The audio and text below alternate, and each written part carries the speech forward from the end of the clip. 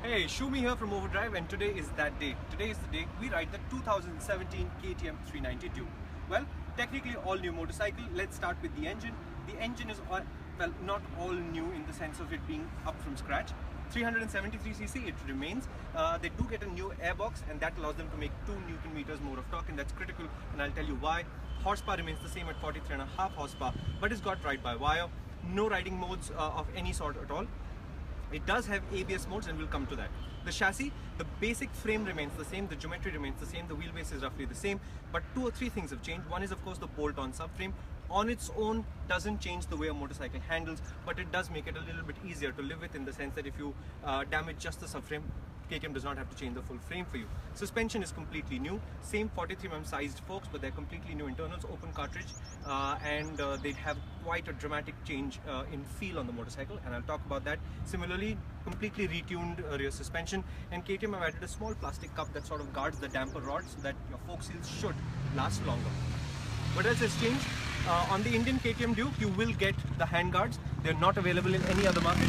KTM says the handguards are perceived as value in India, so if they remove it from the KTM 390, it's considered a backward step, given the fact that this is a 2,25,000 rupee motorcycle now. So the handguards remain for India. What you will need to perhaps purchase is some sort of wind protection, because on the track today it hits 161 kilometers an hour, and if you're going to do any sustained speeds above 120 or 130, after a couple of hours you'll feel it in your neck. Another thing that hasn't changed, the right switch set is about the same. The headlight switch obviously is not there because it's auto headlamp on. The mirrors look exactly the same to me, but lots of changes. Brakes, all new, 320mm, ABS is standard, same as the RC390, the 2017 version, and they have a nice strong bite. And the weak point of the KTM 390 of old was the brakes. Fixed. These are really good. The chassis, I was telling you, it feels the same. Suspension, vastly more sophisticated, so you get a level of control over small bumps that the KTM 390 earlier couldn't do. It takes away the raw edginess of the 390, but it still allows the 390 to remain an extremely potent motorcycle. But now it's confident, it's trustworthy, it's sophisticated, and you can really lean on the chassis and extract even more performance. Performance part, the Metzeller's remain. They are the H-rated ones. They're lower speed rated. They're cheaper to buy. But in terms of performance, I couldn't tell any difference at all today. And of course, now that we're talking about the Metzeler, you notice the new N can next to it. That's what Euro 4 does. It raises the weight of the bike 5 kilos. Honestly, I can't tell the difference in performance, but I can tell you this. Much smoother engine. At 100 kph, it's almost completely silent, almost like a Japanese bike would be silent. That I really liked. And it's rideable. You don't have to rev it all the way to the red line if you don't want to. It will still show you a decent turn of speed. The last thing to talk about is the design. Now it looks like a small Super Duke. I think it's a very nice design. Unfortunately, KTM will sell it only in this orange and white scheme, the 390. You get 2 on the 250.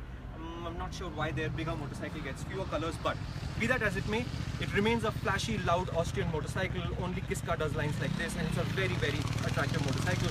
To me, this part looks a little bit empty, and I guess if KTM had done something there, it might have looked a little bit better, but it doesn't matter. Overall, nice motorcycle. And since you're at the front, this LED cluster only on the 390 for this year. Nobody else gets it.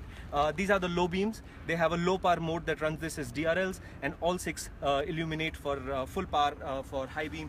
I'm not sure why it is such a complicated thing, why we couldn't have just a headlight on instead of a DRL mode and stuff, but there it is. This little channel here is a heatsink for the LEDs, not just a design element, but on the whole, very nice looking motorcycle. Now if you'll come around, we'll do 2 things. We'll start up the motorcycle so you can hear it, and then I'll show you what the screen is, because everybody wants to know what the screen is. Now notice the starter button first. The starter button is a single touch. So now the side stand is down. Let me just put it in neutral. You just do that and the bike starts on its own.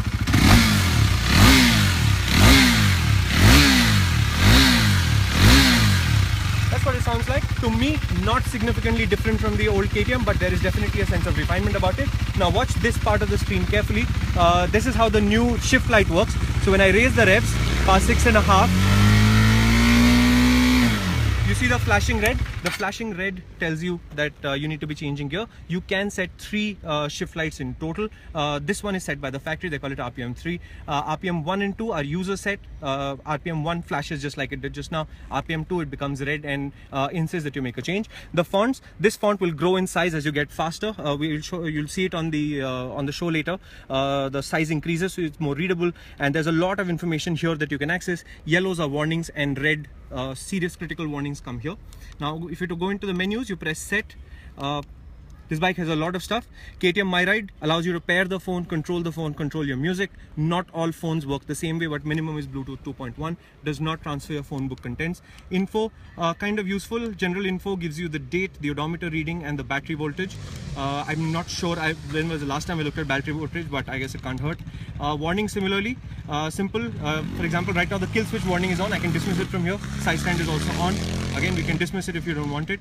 In the motorcycle settings, these are the 3 ABS modes. Off, no ABS at all. Road, it always starts up in road mode. Both wheels have active ABS. And sub mod is supermoto, and that means only front wheel ABS is active. You can slide the rear if you want to. Further into the settings, you can select favorites. So what I mean by favorites is this screen, whatever appears, you can get 8 items in here. You select what goes in there by selecting your favorites. Let's go back into settings menu. Quick selector 1 and 2, it shows you what the buttons have shortcuts for. So for example, on this one, if I press the up button, it shows me trip 1. That's the quick selector 1 setup for this. You can change it. And if you go back and press the down button, this is trip 2. This is what this particular motorcycle is running as its preference. You can always change that, right? Back in settings, quick selector 1 and 2, we're done. Preferences, clocks, dates, DRL mode. Again, I don't know why the DRL mode is. There's a light sensor here. If you block it, after a while, the speedo goes dark and turns into night mode. And after a while, it will also detect that you're back in the light and will change it back to white. Now, for some reason, there's an 8-second delay while this happens. So if you have DRLs on, for example, you enter a tunnel, there's no way to switch on low beam. You have to switch to high beam. That's high beam. I'll show you the switch in a minute. But if you have DRLs off, obviously, it goes into low beam automatically. Language changes things like the date and stuff. So there's English UK and English US. You can see the AM, that's English UK right now. That's English US right now. If the AM were to disappear at 24 o'clock, that would be UK settings. Service, it'll tell you what the basic service information is. Extra functions, right now there's just Bluetooth, but more will come. In that sense, this is software, it's upgradable. In theory, the Bajaj service center will plug in to the bike because it's got a CAN bus and ride-by-wire and all of that, and upload new functions as time goes by. So overall, that's the KTM 390 Duke. Smashingly good motorcycle. The old one was very good. This one just takes it up a whole bunch of notches. I think the engine is better. The 13.5 litre tank means on the highway this will be a more useful motorcycle. More torque means you'll be able to ride at lower revs. And that might give you a little bit more range. The seat immediately feels a little bit more comfortable, although riding position is a little bit more forward. I'm not sure it's a problem though. I think overall it's very close to the old one in that sense. Ride quality should be quite good. Brakes are really good.